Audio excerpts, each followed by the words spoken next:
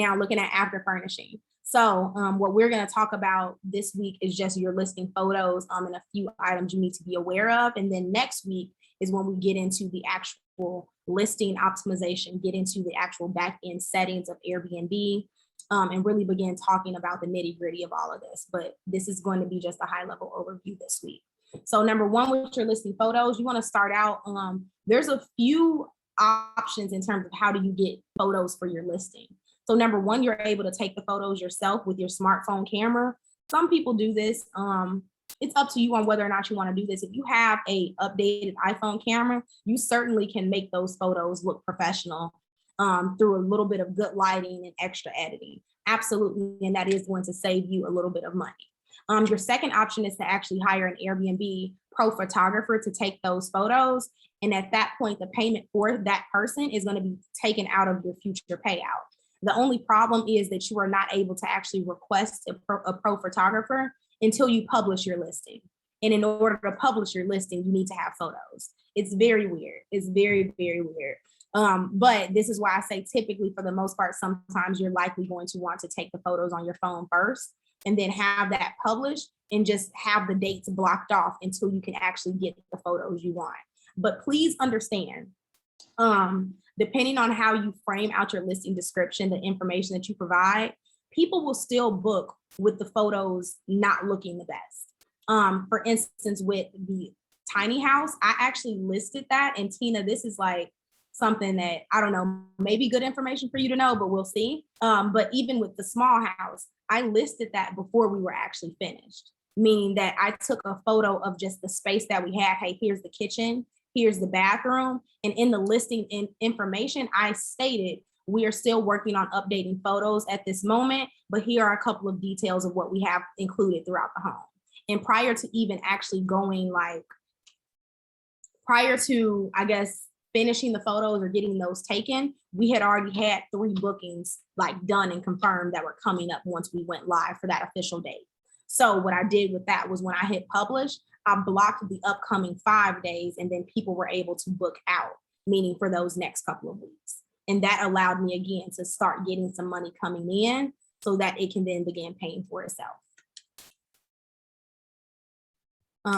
So the Airbnb photographer cost, it depends. There's not even like a chart. Based on all of my units and what I had the tiny house was $70 for them to take those photos, which I thought was pretty high because it's 200 and something square feet. And then for the house, I believe they charged me like $140. And for the apartment units, I don't know what they're going based on. Maybe it's the number of bedrooms and bathrooms, but the apartments, they quoted me about $160. And that is then when I went ahead and went with the real estate photographer who charged me $100 per unit. Tina, would you say that's about, because I know you in real estate, Tina, you're a real estate professional. Yes. Even with homes that I might have listed, I try my best not to pay more than $100. If y'all don't know, the real estate agent is the one that's paying the photographers to take those pictures. And I personally, I don't like to pay more than $100. I might do $130, $140, but usually they can do them for like $100 and you'll have like a 24-hour turnaround. Yeah, exactly. They turn around really quickly as well. And it's the same thing with Airbnb. In terms of finding real estate photographers, I would say just look within your area. Tina, how do you go about finding them? What would be that best way? Instagram. Yep. That makes sense. So you can see. Yep. Okay. But yes, so that is how you're able to do that. And then for those of you that are within the Georgia area or within the Atlanta area, we do have someone from cohort 2 who has a contact who does real estate photography, and that's listed within the Facebook group as well. So you can just search that.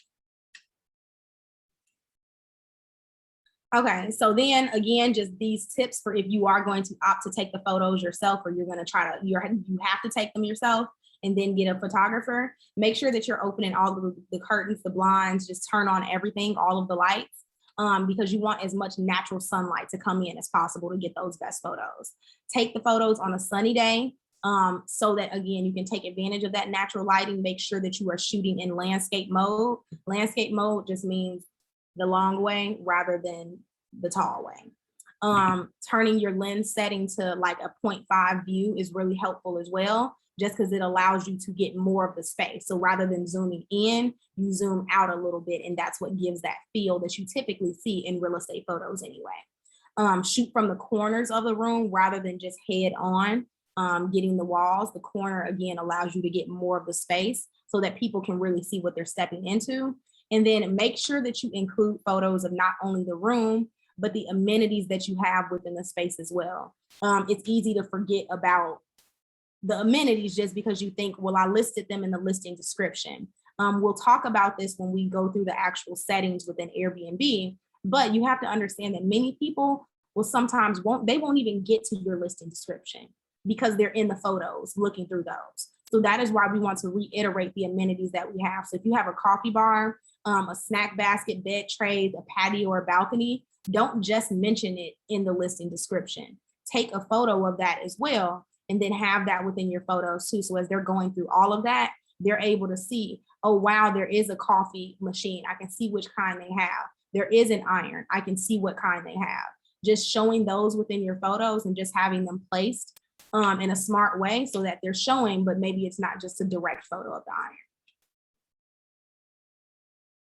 And then just some of these final tips for furnishing before we dive into actually getting started with listing our space and looking at how do we really optimize and use the information from our niche to better create our listing next week. So final tips this week, just ensure that there is enough space for seating your desired number of guests. Again, many people like to increase the number of guests that can be allowed in the space because they feel like that is then going to lead to more money.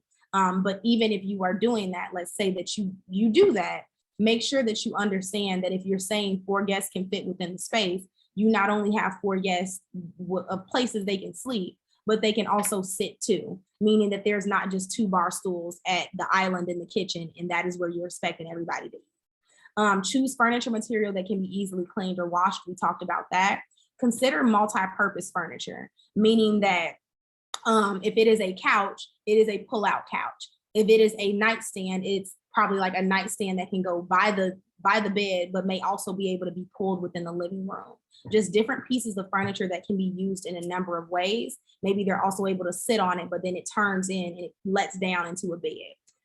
That just allows you to spend less, but use more. Like it doesn't create a cluttered space, but it also allows guests just more room to move around. Mount the TV. That's always my recommendation. Put the TV up, mount it on the wall. Cable is not necessary. Cable is not necessary, but a streaming service is my recommendation.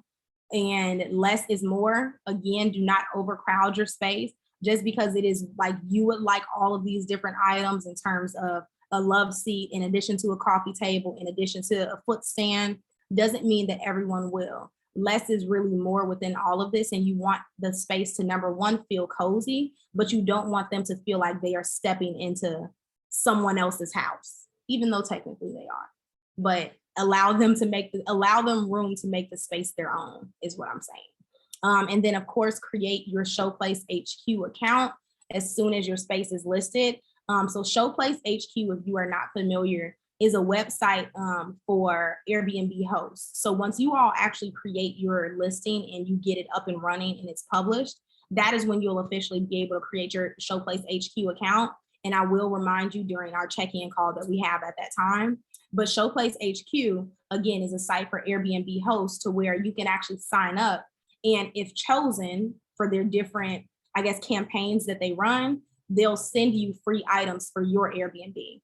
So I've been sent like a ton, like 300 small Dove soap shampoos because they're partnered with a number of larger brands. And it's pretty much an aspect that because you're an Airbnb host, all they're asking for you to do is to have that item. They're going to send it to you for free. And it's pretty much like a promotional kind of a brand partnership with the items that you're placing within your home. And it's always usually items that are good for hosting, like coffee, waters, soaps, lotions, and they've even had larger ones such as like actually sending mattresses, different mattresses to people. So it's depending on whether or not you're chosen, you'll get that. But that website link can be found within the Facebook group if you are just wanting to kind of take a peek before you get your listing published.